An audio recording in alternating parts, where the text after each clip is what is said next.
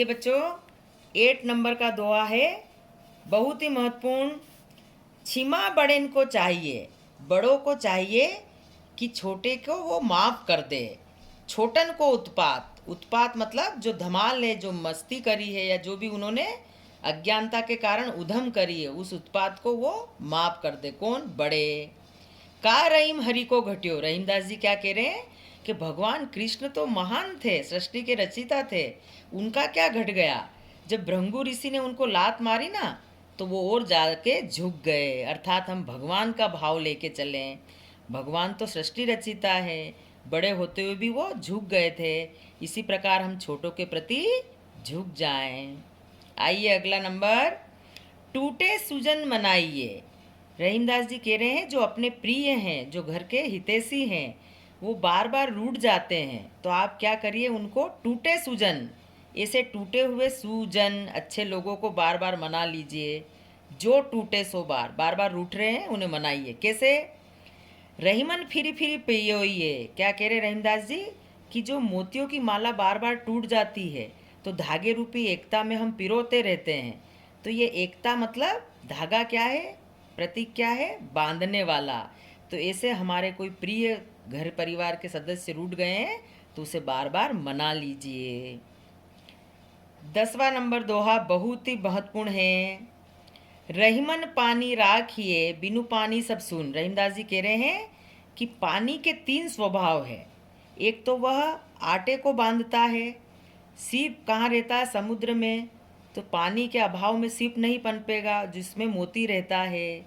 और एक व्यक्ति का स्वाभिमान, उसको भी पानी कहते हैं। तो रहीमदास जी क्या कह रहे हैं? रहीमन पानी राखिए, बिनु पानी सब सून। यहाँ पानी का मतलब बच्चों स्वाभिमान से है। अपने व्यक्तित्व में स्वाभिमान जरूरी है लोगों को। बिना स्वाभिमान के सब शून्य है। उसी प्रकार पानी गए न उभरे। जब पानी नहीं रहेगा तो मोती, मनुष्य और चून मतलब आटा, इन तीनों का कोई अर्थ नहीं रहेगा। गेहूँ पिसवा भी लिया, आटा बन गया, फिर भी गूंथना पड़ेगा तब रोटी बनेगी। मनुष्य को भी जीवन में जल की आवश्यकता है। और सीप कहाँ पनपेगा बच्चों? समुद्र में। तो मोती उसमें आएगा। इस प्रकार कहा है कि व्यक्ति को अपना स्वाभिमान बनाए रखना चाहिए। अगेन, मथत मथत माखन रहे। रहीमदास जी कह रहे हैं कि व्यक्ति या मनुष्य बार बार माखन को जब बिलोता है, तो क्या रहता है, जो वेस्ट मटेरियल है या जो अपविष्ट पदार्थ है वो नीचे रह जाता है और क्रीम मक्खन ऊपर आ जाता है। दही मही बिलगाए मतलब उसमें से दही नीचे जाएगा और घी, मही मतलब घी, ऊपर आ जाएगा। उसी प्रकार से जो भीड़ में भीड़ परे ठहराए। वास्तविक मित्र कौन है बच्चों? जो संकट में, भीड़ का मतलब यहाँ मेरे बच्चों संकट है। तो जो संकट में आके, जो विपत्ति में आपके आकर आपको क्या दे रहा है? ढांढस दे रहा है, आपके सिर पे हाथ रख रहा है, वही वास्तविक मित्र है। ये आपको पहचान करनी है मित्र की। इस संसार भरी भीड़ में आप मित्र को कैसे पहचानेंगे? एंड लास्ट 12 नंबर दोहा, तब लो हो जीवो भलो। रहीमदास जी कह रहे हैं कि हे प्रभु, मुझे जब तक ही जीवित रखना, दीबो होय न धीम। बच्चों, दीबो मतलब क्या है?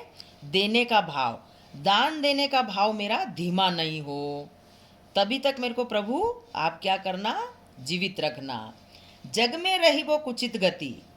संसार, जग मतलब संसार, संसार में रह करके मैं कुचित, बुरे कर्म नहीं करूं, उचित उचित कर्म करूं, तब तक कि मुझे इस संसार में रहने देना। इस प्रकार स्टूडेंट्स, अभी हमने जो 12 दोहे पढ़े हैं बच्चों बुक के अकॉर्डिंग, इसमें सब में कोई न कोई भाव छुपा हुआ है। इसीलिए रहीमदास जी को कहते हैं नीतिगत दोहों के महान रचयिता, कि कहीं ना कहीं कोई दृष्टांत के द्वारा उन्होंने उस बात को बता दिया और किस प्रकार उस ज्ञान को हमको व्यवहारिक रूप में रखना है। तो ये तो बच्चों आपका चैप्टर हुआ 4 है ना। इसके मैं व्याख्याएं आपको डिटेल पूरी समझा चुकी हूँ। अब लघु उत्तरी, दीर्घ उत्तरी, भाव पल्लवन और भाषा अनुशीलन कॉपी में भेज रही हूँ मैं आपको। एंड लास्ट इसका जीवन परिचय आप पूरा पढ़ेंगे और केंद्रीय भाव पढ़ेंगे। नमस्ते।